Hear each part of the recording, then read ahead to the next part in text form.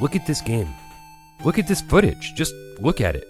Does this look like a game that belonged in an arcade to you? I don't know Cadash as an arcade game, but it was. It was also a Genesis game, and I didn't know it as that either, and I had a Genesis. To me, this game will always be a highlight in the TurboGrafx16 library, not to mention one of my favorite 16-bit games of all time.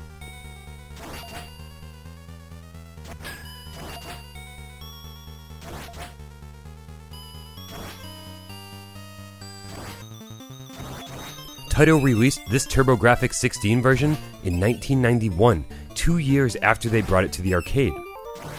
As you can see, it's a bit of a hybrid action platformer, but the twist is that with every enemy you defeat, you'll gain XP and money, which means you can level up and buy stuff, and even better, enemies regenerate the second you walk off the screen. So if you're having trouble, or the game feels too hard, or if you just want to be stronger, you can just hang out in a level, and walk back and forth, kill enemies, and grind to your heart's content. In fact, that's exactly how I recommend playing Cadash. In the first dungeon, just hang out, man. Kill some enemies, level up. Dying in any game is frustrating, but if you take your time right off the bat, you can certainly level up to level 6 or level 7 before even encountering the first boss.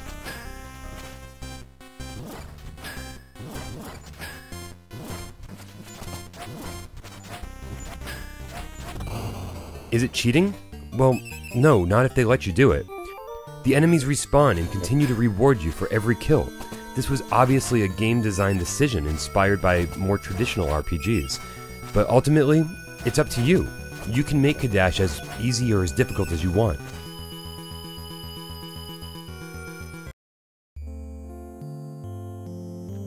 So how does this type of gameplay translate to an arcade? The home versions remove the arcade's time limit, thankfully, because it just seems so arbitrary. It makes sense if you want to suck quarters, but it doesn't make sense at home. And it's so obvious that Taito knew that, ultimately making this version so much more fun.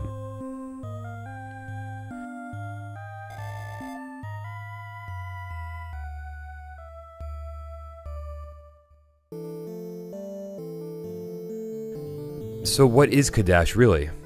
Well, 1 or 2 players choose a warrior class. Fighter, mage, priest, or ninja. And amazingly, it actually makes a difference. Some can use magic, others can't. Each have their own type of attacks, some more powerful than others. The character you choose changes the game considerably.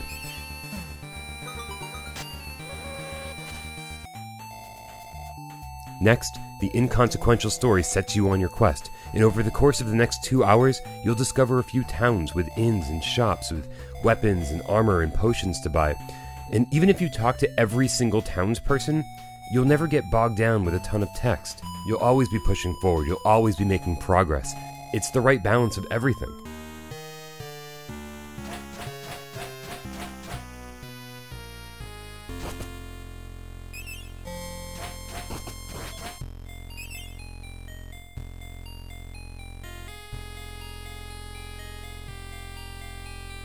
Every town is placed next to a dungeon, and each dungeon slowly ramps up the difficulty, but never unfairly.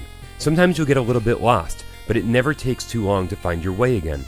And every dungeon ends with a boss fight, usually large and graphically impressive, which is exactly what you want in an arcade game, or a TurboGrafx16 game.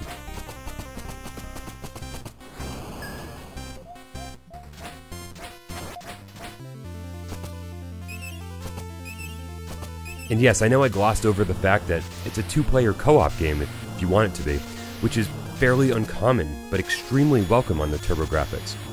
Playing solo is just a personal preference of mine, for all games really. I'd just rather play alone.